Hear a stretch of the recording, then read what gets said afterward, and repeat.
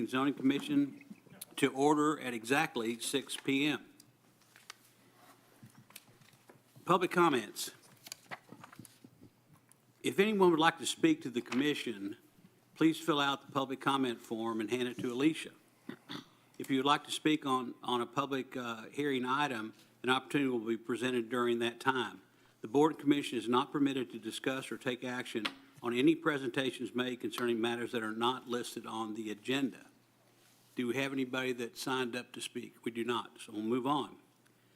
We'll move on to our first item, case SUP 25002, Rosati's Pizza Restaurant. Conduct a public hearing and consider a recommendation to the Trophy Club Town Council regarding a specific use permit request by Synergy Capital Ventures LLC on behalf of Rosati's Pizza Restaurant for alcoholic beverage sales on-premise consumption in conjunction with the restaurant use located at 2210 State Highway 114, number 2250, Trophy Club, Denton County, Texas. I will open the public meeting at 6:01 p.m. Staff report, Matt. All right, good evening, Commissioners. If you recall, the last time we met, we had the Poor Sports SUP for alcohol, and it was basically just a formality. This one's even more so. So Rosati's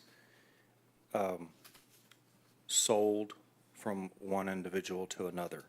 So as per our ordinance, it says if it's a change of name, change of use, or change of ownership, then it triggers a new SUP. Also, because when they went down to TABC to fill out their report, they said they needed to have, a valid SUP from us. So we're probably going to work on changing that, because you think in theory that, let's say it was a bar and a restaurant and just an owner sells to another owner, that means all alcohol sales stop that day until, and this is a decent process. I mean, it's about 40-ish days or so. So that being said, we're going to work on the back end, but that's basically it's exactly the same location, distances from churches and the schools, all that's the same. Chief Arata has looked at it and approved it, and if y'all have any other questions, I'll be happy to answer, but staff does recommend approval. Does anyone in the audience want to speak for or against this particular item? No one ever speaks against alcohol. I don't know why that happens. Well, they might. Okay, we're going to close the public hearing at 6:03 p.m. Okay, Commissioners, any questions for staff? Yeah, I don't know that you know, Matt, but are they going to keep any part of the kitchen open between the 10 and 2 hours? I don't know. I don't either. But one of the things I was noticing is that is part of the application process that no more than 60% of your revenue stream can be from alcohol.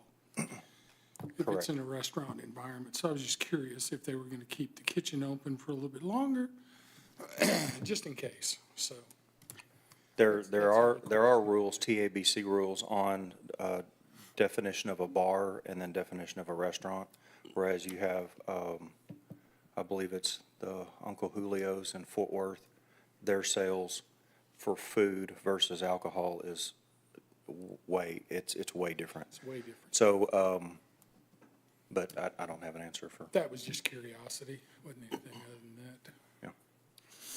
Yeah, Matt, are we talking about the same permits that they had before, the BG and the LH? It is literally copy and paste everything except ownership name. Yes, sir. Well, I've got a curiosity. If it's the Rosati's, I think it is, to me, it's more of a carry-out type of restaurant, not really a dine-in. Is that true, you think? I believe there's some tables in there. Yeah, like I think 3 or 4. Yeah, most of their business is carry out. That's what I thought, yeah. So does that mean that, I know that the BG is for on-premise consumption, and I think that's what the staff report said, but it seems to me that the carry-out portion might be more. I mean, you can with BG, carry-out's okay. I'm just wondering if their business is more carry-out than it is on-site, on-premise. I don't know. I haven't, I don't know. Yeah. Is Synergy another Rosati? Or is it a completely different ownership group? It's a different ownership. Anybody else? Okay, we have a motion.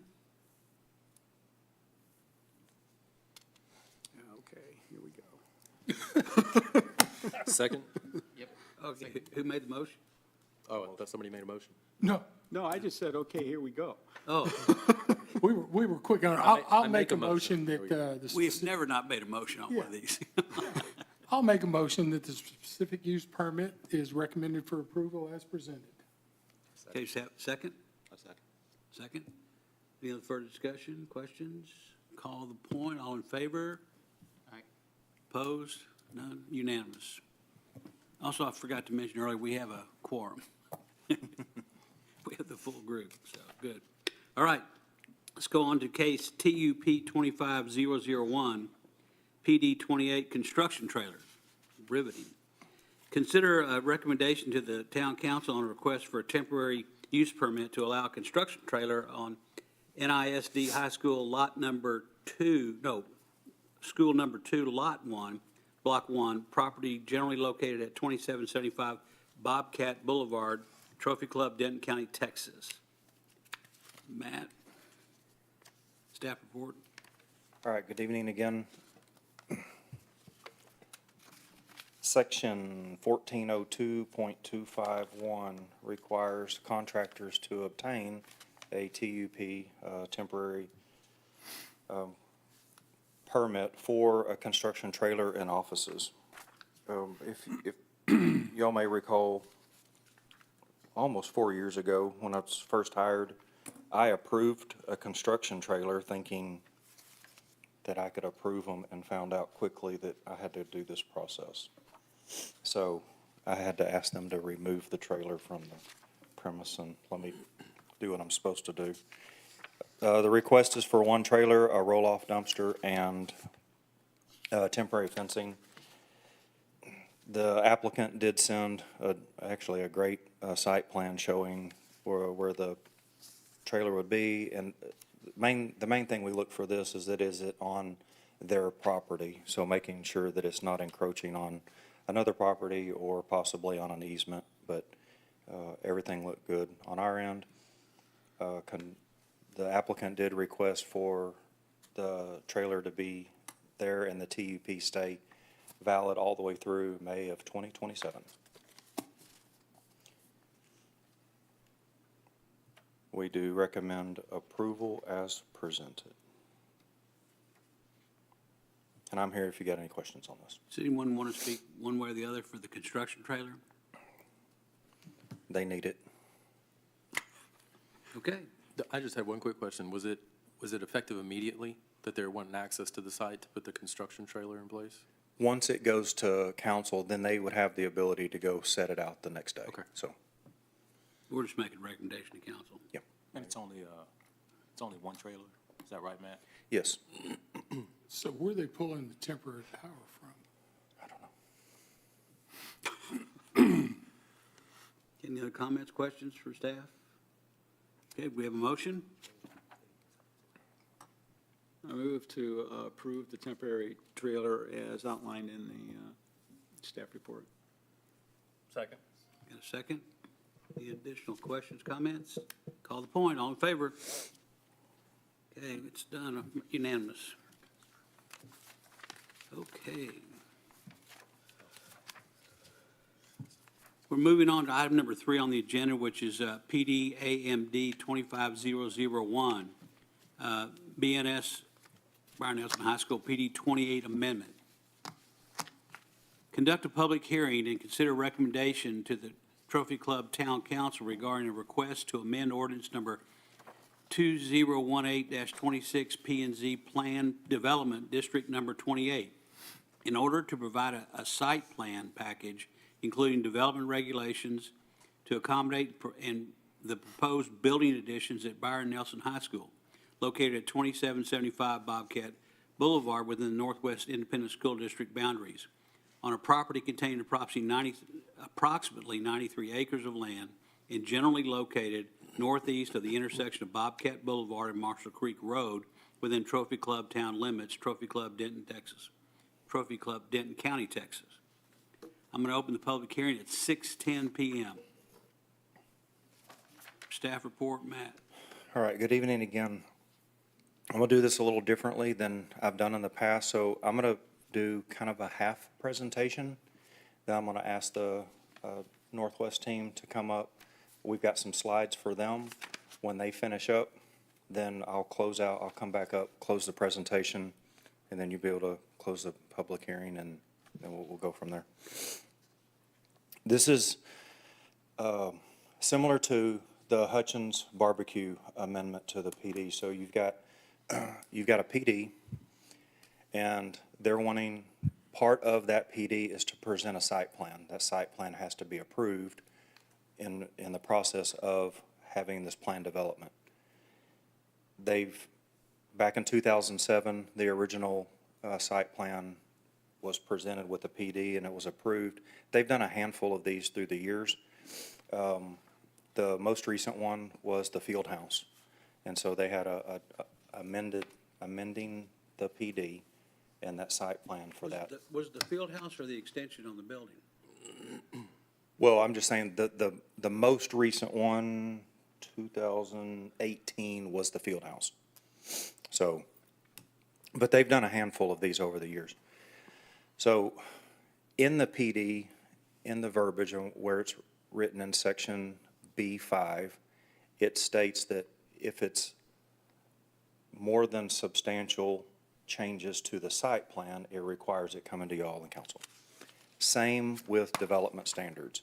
So, and Commissioner Biggs, when you read the very beginning part when it said site package, so that's what we did, is tried to make this as easy as possible, and we've got a package that includes the amendment to the PD, but then also adding the development standards as well.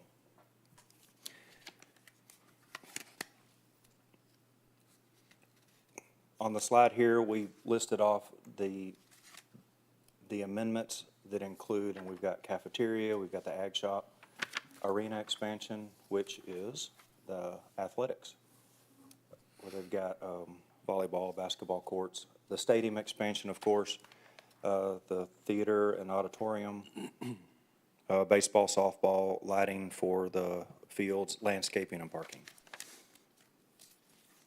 That's all included in this. So when this goes to council, it'll be in an ordinance form, and all of these things will be listed in the ordinance. Okay, with that, I'm going to have the Northwest team come up. They've got a handful of slides they're just going to kind of walk through. Y'all are the privileged first ones to see these slides. So, Can I have one quick question, Matt? yes. The amendment really doesn't change the original uses allowed in the PD. No. No. So these were originally anything related to the school and the activities. So we aren't amending, like sometimes we amend the PD to allow different uses, but that's not the case here. That's correct. Or if something's not in that PD that needs to be added to it, then that's amending as well. Yeah. So, well, let's save this for after we close the public hearing. Okay. And that part, okay.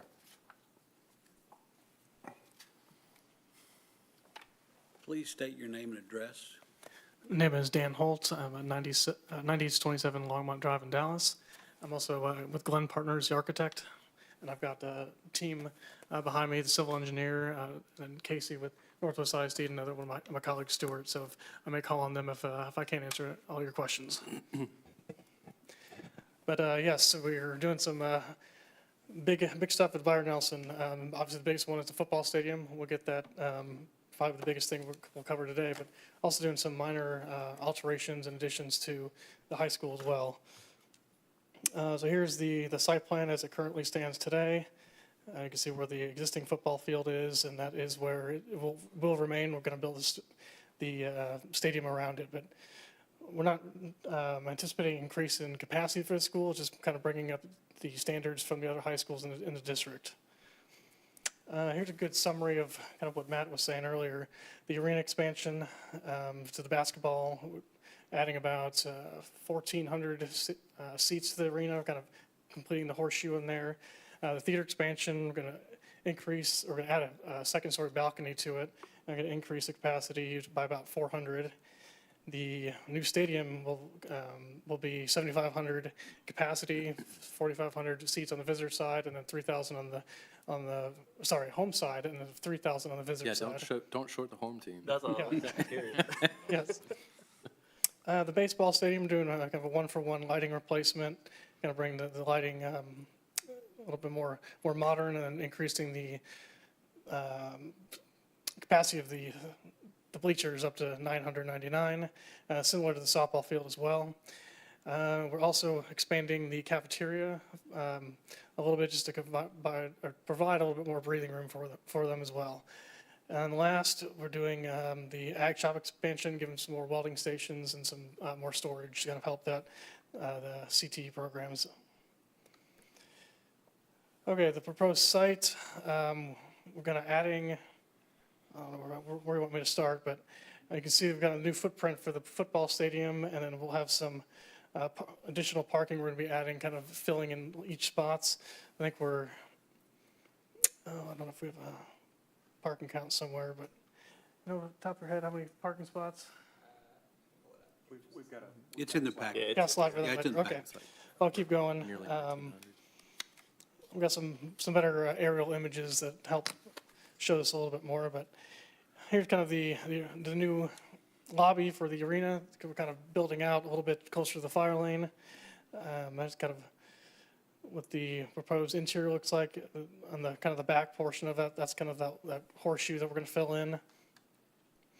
This is the proposed Performing Arts Center expansion. So as it currently stands, it doesn't have a balcony, so we're adding that, and that's going to require us to lift up the roof a little bit, not really increasing the footprint, but lifting up the roof to accommodate that balcony. Okay, here's the football field. So it's kind of rotated a little bit on the upper side is at home stadium. We'll have seating, spirit shop, concessions, restrooms, like just any typical stadium would, and we're also doing some halftime rooms for home as well. Work. Here's kind of here's the field house. Here's I believe the softball field. So looking across here, maybe I should start from the beginning. Here's the entry portal. So where most of the visitor or the spectators will be coming in, kind of mirrors from that entry plaza that's already there. Going to do some minor alterations to the fire lane, but people come in here, the entry portal, ticketing, we have a security office, wrestling room, some halftime locker rooms as well. And the home stadium said we have bathrooms on the bottom level. And then what's kind of unique about this project is due to the kind of tight nature of the site with the practice fields being there and the football field actually building over the fire lane. So you see where we have the fire lane here, and then what's going above it is the upper concourse with more concessions, more seating, and the eventual press box we'll get to in a second. And then on the other side, the visitor seating, a little bit more simple. It's got the other concessions and restrooms as well. So here's that entry portal. If you imagine standing at the front door of the school and looking back out towards the football field, this is kind of the new grand entry we're proposing. What you don't see on the other side is the big scoreboard. So from the school, we're kind of protecting kind of the back end of what the scoreboard might look like. And then on the right is the home side, and on the left is the visitor. This is the view from the current practice field. So this will be the home side. You can kind of see the fire lane on the bottom level. And then once you get to the middle level, you've got the concourse with concessions and restrooms, and then the top you have the press box with all the coaches' offices and scouting and TV stands and all that. So kind of all the typical press box on the top. It'll be nice to overlook the practice fields and kind of see the school in the background as well. Another view looking back towards the main building, main school with the scoreboard that we're proposing, and then the home on the left with the lights. And here's kind of the general aerial view. You can see the main high school in the background with all the surrounding fields, parking, practice fields, tennis. So it kind of gives you a little bit more bird's eye view of what we're proposing.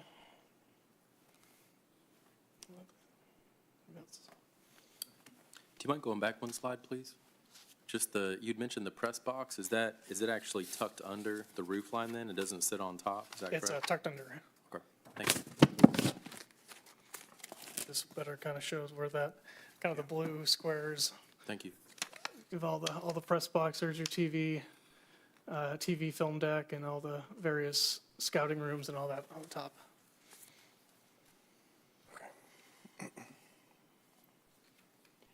All right, so again, we've got, and you've seen this in the packet, and I know it was a big packet, but we've got the different exhibits that will go into the ordinance that will be presented to council. Everything from the signage down to the mechanical units on the roof, landscape plans, photometrics. So going to the parking, we've got existing, there's 1,682 spaces, proposed is 1,613. And then they have 100 spaces for the golf cart parking.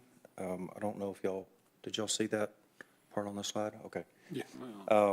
And I know a lot of that was in the packet. And then 182 spaces across the street at Medlin, a total of 1,895, and required is 1,875. So we did our own slides, and so these are slides based off of construction plans and documents. And it's basically going off of things that we would look at that, like if you look down at the very bottom where it says landscape plans, we've already gone over that, and it meets what the PD requires. You've had these for a couple months, haven't you? I've seen. Site plan? I've seen in general these for over a year. The first time we sat down with them was over a year ago, just on the very beginning talks of this, but yes, sir. We've had these probably almost getting close to 3 months. That we're looking at right now. Yes, sir. So you've had time to go through them. Yes, and we just weren't quite ready to bring it to you that past P and Z, and so that's why we bumped it to tonight. Same thing for site plan, our goal is to have as much on the site plan as possible. And I'll give you a good example. So you've got the BN and then you've got the Bobcat. Let's say, for example, and it does meet, but let's say that they wanted the Bobcat to be 4 feet larger than the one that's existing. Well, if we present it now and it's the larger one and it's approved, then it goes through. I wouldn't have to come back to you with a sign permit, if that makes sense. So therefore, the reason of having this for 2 or 3 months is trying to incorporate as much as possible at for this first presentation. Well, we went through the similar thing on the field house too. Yeah. I mean, almost identical. So coming back to us, we set some standards back then that kind of know what to do, Right. what we're looking at. Again, we've got elevation and signage in here, and then we've got the scoreboard, or the scoreboard, and then the dimensions for the scoreboard. Of course, that's on and y'all saw the slide, it's on the back side of the entry, yeah.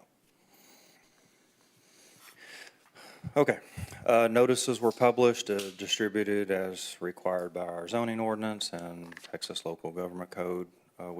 We have not received any letters, calls, emails in support or opposition. The PD amendment is recommended for approval as presented. And again, the Northwest staff and myself, we're here for any questions. Let's close the public hearing at 6:25 PM. Okay. Anyone have questions or concerns? No, Paul, come on. Gotta ask something. But I have a question. Go ahead. Yes. With the excess added capacity to the stadium, is there any plans for the traffic in and out? Okay. It's pretty crowded out there. That's a great question, and I've talked to a few of y'all. Okay, so the traffic inside of the stadium, the town staff and Northwest, and it's a few of them that are here, but then there's another large group that we've been discussing on just traffic itself on Bobcat. So y'all have heard, we've had the long traffic study, adding a roundabout down at Marshall Creek. That was the latest approved thing from council. So I should have a proposal to council in May from Tignall and Perkins on redoing basically Bobcat. Expanding a lane, a dedicated turn lane to go into the stadium, and then also a new roundabout at Marshall Creek. Okay, going to traffic concerns, we have not gotten into the weeds with Roanoke PD, Trophy Club PD, and Northwest on like a game night. That's not part of this presentation. Stadium's not open until 2027. We've got plenty of time, but there will be a game plan, and that's just for the three entities to get together and discuss, and what they're going to be doing. Does that make sense? I hope I'm answering your question. Yeah, absolutely. Okay. Thank you. Anyone else, questions, commissioners? I have a quick question. On the, I should know this because we went over it a couple of times, but I'm walking out of the school across that kind of grand concourse to the stadium.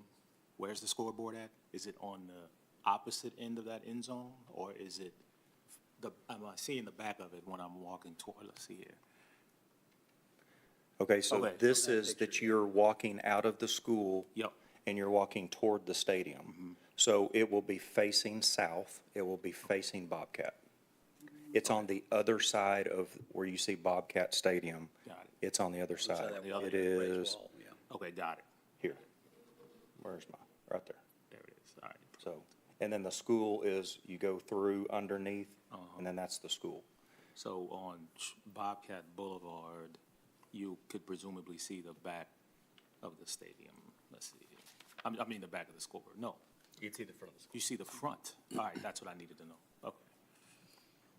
And then the 200 or so parking spaces that we'll need to pick up, where their plans for that, I didn't see anything.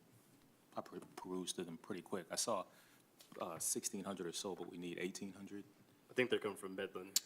Medlin is going to street, yeah. provide that. Nothing's Yes. happening on the got it. Yes, and so we've discussed in past, like for, same thing with Hutchins, on a shared parking agreement, they need more parking spot. Well, fortunately, Northwest owns across the street. Yeah, they got Medlin, they've got the elementary So school. that's how we get there. Okay. Yes, sir. And then, I think it's a great idea. I think it's long overdue. Both my kids went to Byron, and they played basketball, not football, but, the traffic, to the commissioner's point, presumably people would be using Trophy Club Drive to get to the stadium and making that left turn onto Bobcat. They'll be using everything. That's what I mean. It'll be 377, and it'll be Parkview, whichever ways That sends them to, yes. that corner is going to be an issue. Yeah. It's an issue now. Just getting No. donuts. Correct. Yeah, and the good thing is there's 100 golf cart spots, so you can actually take the cart path in the back. So anyway, that's just a thought, but those are my two questions and a thought. Thank you. I think they'll be forced to figure the traffic out. Yeah. So my concerns, I know that they'll cover it in traffic, but there are several points where you have to make left turns against traffic. Yes. That first entrance off of Bobcat into the high school, that is a gnarly spot when school lets out anyway for the kids trying to make a left turn. And with all of the traffic that we've been given from the residential areas up 377, yeah, I can see that be a real hard pinch point right in there. I'm going to make a note, and if y'all'd like, I will send y'all the council meeting that Lee Engineering came and where council approved that final traffic study. And they did a wonderful job with their slides and kind of went through and showed peak times, because right now, there's nothing. But we all know between 3 o'clock, those areas. And they also gave solutions, and then council chose one of the solutions, and that's what I'm taking that TMP proposal to. So it's going to be over 4 million, so, to do. Anyone else? Yeah, there's two, as I understand it, there are two requests for a couple of amendments. One is for lighting, and the other is for the sign, the scoreboard. Okay. I want to understand the lighting issue, lighting height issue. I understand that the current PD has a height of 85 feet. That's the highest the building can be. Correct. And that would include lighting standards. From what I can tell on the elevations and the photometric plans, looks to me like the lighting is going to be 81 feet above the field height. That's the note I saw on the elevations. I believe that's correct, yes. Okay. Yes. All right, if that's the case, then the request is to raise that 85 feet to 105 feet maximum height. And I'm trying to find out what the reason for that request is, since Okay, the right here. existing is only, or the proposed is 81 feet above Right the here. field. There's I your, could probably answer to that. yeah, there's your 105. Yeah, so it's a good question. We had discussions with the lighting engineers on the optimal height for the lighting for a football field, and their recommendation is at the 105. That provides the least amount of glare, the least amount of spill out of space. It can really illuminate the field and not have some light pollution. So they can technically make it work at under the 85, but you're going to have some glare from the football players, from the stands. So it's just optimal at the 105 instead of the 85. So that's what we're requesting. Well, what's been submitted to us shows 81 feet. It also shows a photometric plan that indicates that height provides good lighting for the field and the stands and all that. Yeah, I think So why didn't we see anything about 105 feet? I think we were trying to make sure it worked within the set standards, and then see if we can request for the optimal height. So we're expected to approve the submission that doesn't show 105 feet. Is that correct? No, what they're proposing, they're asking for to raise from the 85 to 105. Right. Yeah, it's in the package. But what we show, there's nothing in here other than in the summary report that they're looking for 105. There's nothing that shows what benefits 105. Well, we don't have construction documents at this point. This is just a site plan. So they know that 105 meets the criteria that they need for the lighting for the field. And that's it. It's the football field, not the baseball field, not the softball field. Correct. It's just for those 4 light standards too, isn't it? Yes. I did look up, just because I thought there might be questions, and so if you think about just basically angles, right? So at 85, if you've got a light shining down, you may get fallout that goes, and what we don't want is it fallout going to Roseville, correct? I mean, that's the ultimate.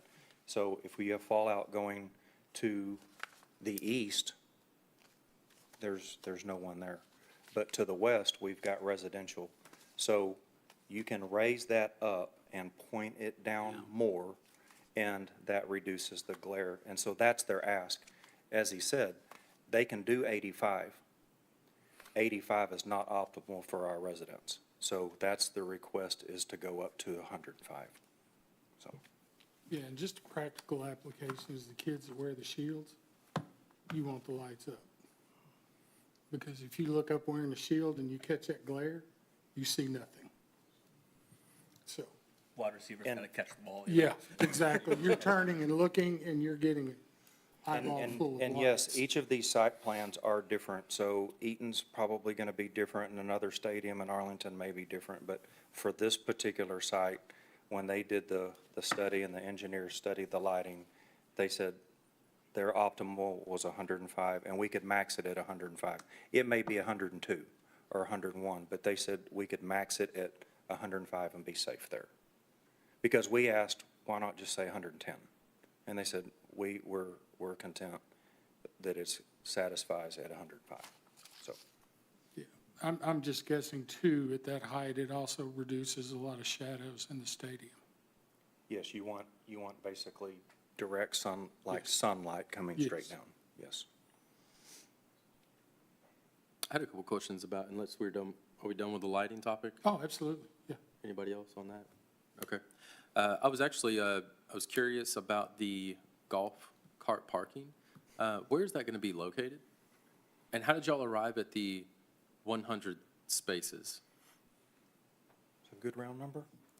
So the location for it, really kind of just figuring out where we can put more parking on the site. So it's kind of just off of Bobcat, Yeah, it's, right in I there. thought we had a better, But but it's along, it just goes all the way along. Just It's- lines there? It's not wasted space, but it's just green space. Mm-hmm. And that was one of those that, one of the architects looked at that and said, what if? And I don't know that we've got it finalized, but I can show you that they were gonna tie in like a cart path that continues on around and, can get you, you can come in from a different, you can avoid on Bobcat on getting there and Come leaving. in the back. Yeah, there's a walking trail that comes in through the back. Now, is the walking trail, does it currently allow for golf carts or any sort of motorized vehicles? That's on the staff side, that's what we're Okay. looking at to, yes, to Gotcha. address. It's wide enough. It's certainly I wide. have been run off by a few golf carts. Wait, as a part of what you all are considering for that, Matt, would it be a time period with which you all would permit some sort of motorized vehicle or golf cart to use the path, or are you looking to expand it beyond that? So, if that's not a part of today's agenda, I get it, but, maybe there's some restrictions on that just for safety purposes. So honestly, we're at very, very beginning stages, Okay. so any feedback, if y'all want to send me an email on Okay. your thoughts or whatever, we'd be happy to. The only other thing that I offer related to golf cart parking is, I'm not sure 100 spaces are enough. If there was an opportunity to find ways to include more, I think the community would appreciate it. I agree with that. I think the golf cart, I can see that becoming, it's already in the DNA of Trophy Club to have, everyone has golf carts. And so I can picture on game day that becoming a kind of an almost thing to rally around, like people take their golf carts to the football games. So I think more than 100 spaces would be ideal. Well, too, and just piggybacking off of that, school pickup gets a lot easier. Because right now, people are parking in the circles, back into the neighborhoods, waiting on the kids to come out and cross the bridge. Yeah. And so there is a lot of traffic, and unfortunately, freshmen, sophomores can't drive yet. So parents are still coming to pick them up. So you're putting parents' vehicles in with all the students' vehicles. So, just naturally, it would be really advantageous if they could bring their carts up there during the school day to help pick up and start reducing the traffic footprint that's all around Bobcat and the intersection on the Trophy Club Drive. That's correct. And we did look at that as well, and Lee Engineering that was doing the traffic study said that would, might help a lot as well. Yeah, so the commissioner's point's super valid. Yep. yeah, and we added 100, because that just happened to be the amount we could fit on that kind of green space. So it just happened to be a nice round number. Sure. Any other questions, concerns? I have a question. Tell me this isn't the appropriate time, but I do want to talk about the fencing on the south end zone of why it's that metal and wire fence. I noticed Eaton has a really nice looking brick facade that goes around theirs, and ours gets a metal fence. And, I think we know high schoolers, a metal fence ain't gonna stop a high schooler wanting to get on that field whenever they want to get on it. But something, one, more aesthetically pleasing, but two, a little bigger, could probably help out. Agree. I think on the north side, by the entry portal, we have more masonry walls, a little bit more. On that south portion, we've got about 6 inches to put some sort of barrier between the track and the fire lane. So it really came down to lack of space. Do you have a visual of that you could scroll to on one of the slides? It's in the packet, I think, too. Yeah, on the, they have a small picture on the backside of this with the fences. To me, it's an ugly fence. Yeah. Is this what you're referring to right here? Yeah, so this Are you bottom. talking about just this area? Yeah, just Yeah. that area there. Just that black metal fence around it. Yeah.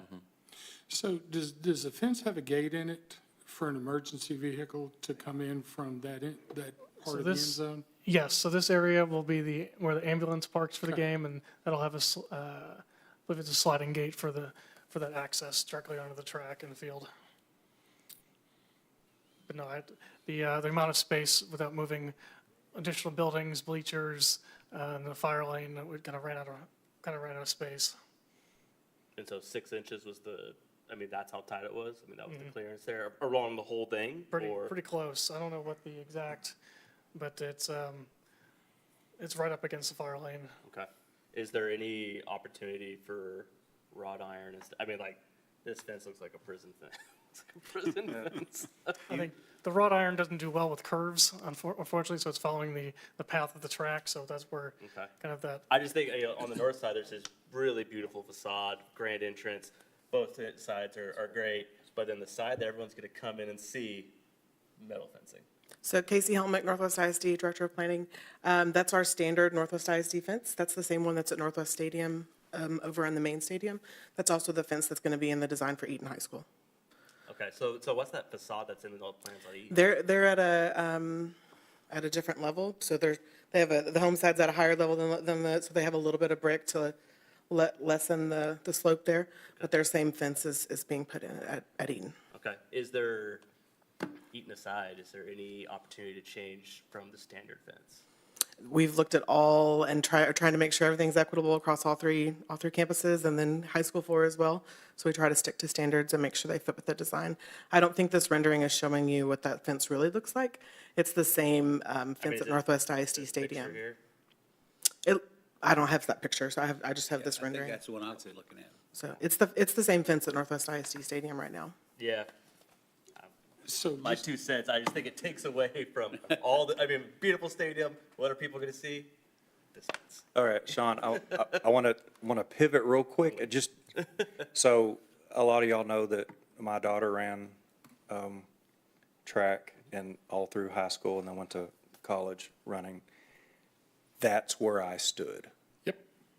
So that was my standing place on turn 4. And then our youngest was, at the time 8, so she could see. I could put my arms up on the rest, and then yell and scream the things that I needed to her.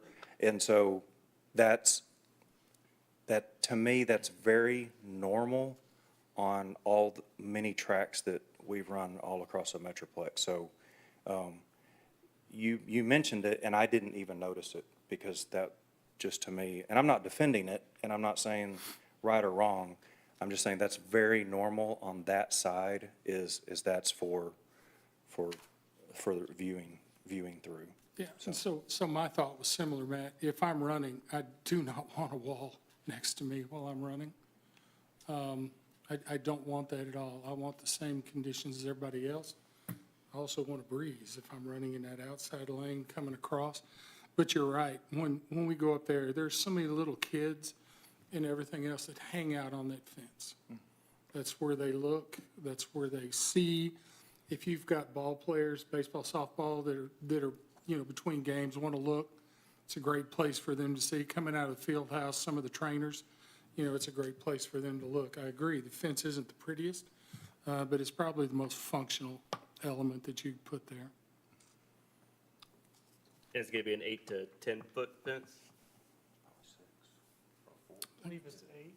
When I see it says 8 and 10. Yeah. Okay. I think it's 8. Anything else? I went through this whole thing. nothing to do else, you know. But I think they made a pretty good presentation. I do too. And much better than some of the others we had years ago. I think everybody kind of got together on what we're looking for and what you guys need, so I think it was a good presentation. I only have one save round. I was curious on the notification area that's shown on the map. Normally, what is it, it's a couple hundred feet? 200 Is that feet. right? How did y'all arrive at what this notification area is? Same, 200 feet outside of the property. Okay. Yes. It just looked like y'all went beyond that, so, which is not a bad thing. I was You curious. talking about on the Roseville? It's 200 feet from the property line. From the property line Of not the point of Northwest construction. ISD. Yeah. Okay, Yes. gotcha. So that- Thank you for yeah. that. Yes. Nothing else? Thank you, gentlemen. Okay, do we have a motion to approve? Or a motion to do anything? I make a motion to approve. I'll second it. Second? Any other questions, comments, concerns? Call for the point. All in favor? Opposed? None? Carries unanimously. Thank you for your presentation. Okay, item number 4 on the agenda. Consider approval of the February 6, 2025 Planning and Zoning minutes meetings. This is a big item here. Anyone have a chance to review that? Okay, I think it's correct. That was a record. I wasn't even there, so. Yeah, we set a record. Yeah, I know. He beat my record. Yeah. The shortest meeting ever. 2 minutes? Yeah. Was it an alcohol permit? Of course. Yeah, I think it was. Okay, do I have a motion to approve the meetings from February 6th meeting of Planning and Zoning Commission? Motion. Have a motion, second? Second. Second? All in favor? Opposed? None. Carries unanimously. How about a motion to adjourn the meeting? I can do that. Okay, Paul, we have a motion. Make a motion to adjourn. Commissioner Jablonski, do we have a second? I second. We have a second? All in favor? Okay, we're done. Thank you, gentlemen.